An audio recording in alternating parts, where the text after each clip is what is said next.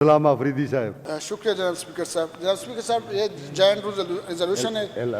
عارف احمد زئی صاحب, نذیر احمد عباسی صاحب, ڈاکٹر امجد صاحب اور لیاقت صاحب سے کی طرف سے یہ اور میری طرف سے یہ جوائنٹ ریزولوشن ہے.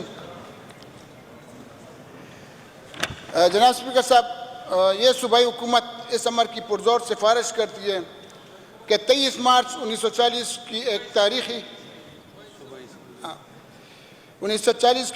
قرارداد پاکستان پاس ہوئی, جس کی بنیاد پر برصغیر کے مسلمانوں کے لیے ایک الگ خود مختار اور آزاد ریاست تھی.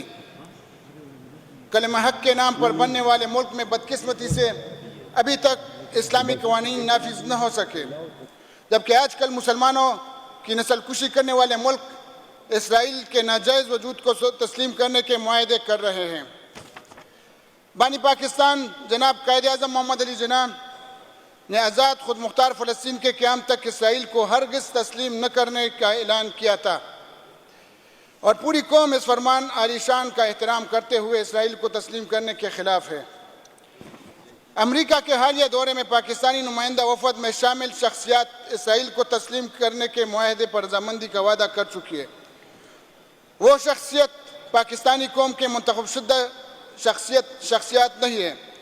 کامن ویلتھ اور دیگر فورمز نے 8 فروری کے الیکشن سے بننے والی مرکزی, پنجاب, سندھ اور بلوچستان کی حکومتوں کو دھاندلی کے ذریعے عوام کے ووٹ پر ڈاکہ ڈال کر غلط قرار دیا ہے. اس لیے موجودہ وزیراعظم عوامی نمائندہ وزیراعظم نہیں ہے, اور نہیں وہ پاکستان کے 24 کروڑ عوام کا ترجمانی کا حق رکھتا ہے. ان کے پاس پاکستانی قوم کا مینڈیٹ نہیں, جس کی بنیاد پر وہ بین الاقوامی سطح پر پاکستانی 24 کروڑ عوام کی رائے کے خلاف کوئی معاہدہ کر سکے.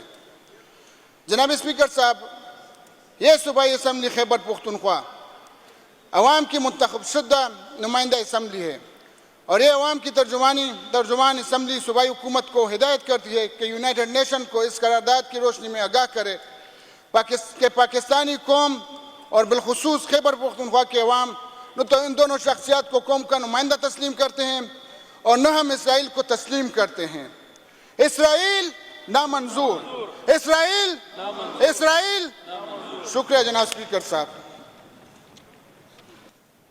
آپ اس کو بڑے سمپل انداز میں سے بھی پیش کر سکتے تھے. بہرحال اسرائیل تو سب کو ہی نامنظور ہے. Is it the desire of the House that the resolution moved by the honourable member may be passed? Those who are in favour of it may say yes. Those who are against it may say no. Ayes have it, the resolution is passed by majority.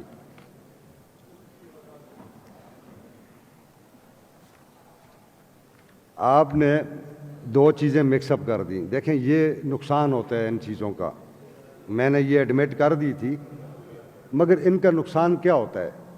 ایک اس میں نقطہ تھا اسرائیل نامنظور, وہ تو میرا خیال ہے بحیثیت پاکستانی, بحیثیت مسلمان ہم سب کو ہی نامنظور ہے. اس کے ساتھ آپ نے ایک اور چیز نفی کر دی, جس کی وجہ سے ادھر سے نو آ گیا, تو یہ بائی میجارٹی ہو گئی. ایسی چیزیں یہ بائی یونانیمس ہونی چاہیے, اور آپ کو اس سے پہلے ان سے بات کرنی چاہیے. یہ ملٹیپل ایشوز کو جو ہے نا, آئندہ میں کسی کا ملٹیپل ایشوز پہ چیزیں میں ایڈمٹ نہیں کروں گا. اس سے پھر چیزوں میں ویگنس آ جاتی ہے, کلیئرٹی نہیں رہتی. انہوں نے نو کس پہ کہا ہے؟ اسرائیل نامنظور پہ کہا ہے, یا نو انہوں نے اب گورنمنٹ کے اوپر کہا ہے؟ دیکھیں نا, یہ ملٹیپل وہ آ گئی ہے اس میں. آپ میری ایک عرض سمجھ لیں آفریدی صاحب, یہ ملٹیپل ایشوز کو جب آپ اکٹھا کرتے ہیں اس کے مطلب فرق ہو جاتے ہیں. اینی آؤ جی. سب سے پہلے تو میں نئے قائد ایوان کو مبارکباد دیتا ہوں. اللہ کرے کہ ہمارا رخ ہی بدلے اور ہمارے لیے حالات بھی بہتر ہوں. لیکن جو میں زمینی حقائق دیکھ رہا ہوں, آج تک سائنس نے کوئی اتنی ترقی نہیں کی. اللہ کرے کہ ہو جائیں, کہ جو زیادہ حب الوطنی کا دعویٰ کرتے ہیں اور بڑے پیٹریاٹک ہیں اور دوسروں کو سرٹیفکیٹ بانٹتے ہیں, ان کے منہ میں وہ آلہ رکھ دیتے کہ یہ کتنا حب الوطن ہے اور یہ کتنا ایماندار ہے اور یہ لوگ کتنے شاندار اور جاندار ہیں.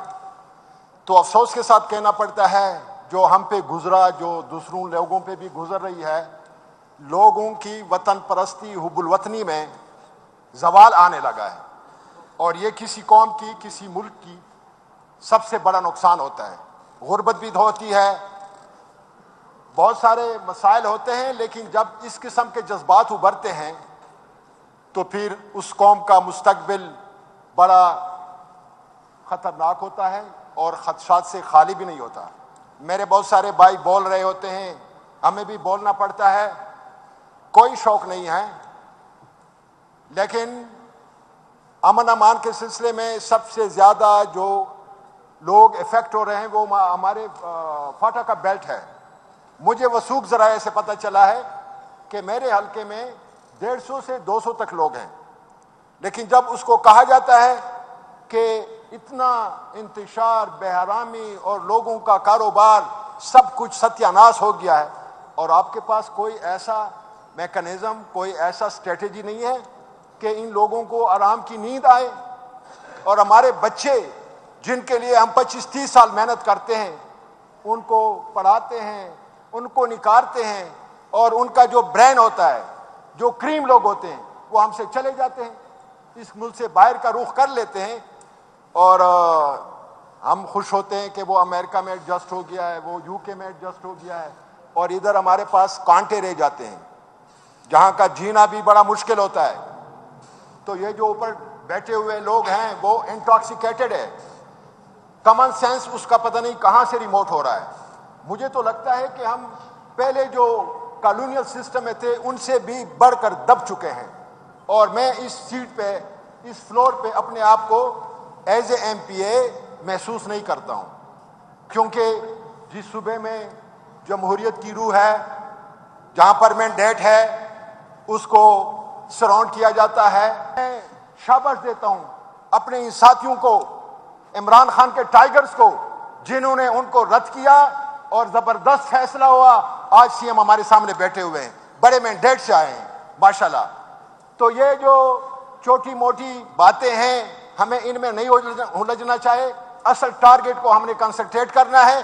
اصل ٹارگٹ عمران خان ہے. عمران خان کے ساتھ امن بھی وابستہ ہے، عمران خان کے ساتھ اس ملک کا تقدیر بھی وابستہ ہے، عمران خان کے ساتھ ہمارا بھائی چارہ بھی وابستہ ہے، عمران خان کے ساتھ اس ملک کی یونٹی وابستہ ہے، عمران خان کے ساتھ ہمارا مستقبل بھی وابستہ ہے. اور ہم کیوں ادھر ادھر کی باتیں کریں؟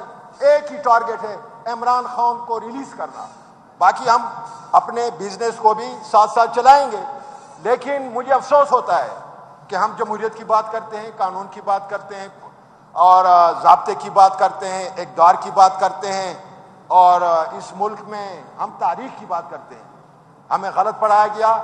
میں شارٹ کرتا ہوں. یس سر، مجھے پتہ ہے میں نے بہت کچھ کہنا تھا، لیکن آج نہیں کہوں گا، کسی اور وقت پہ.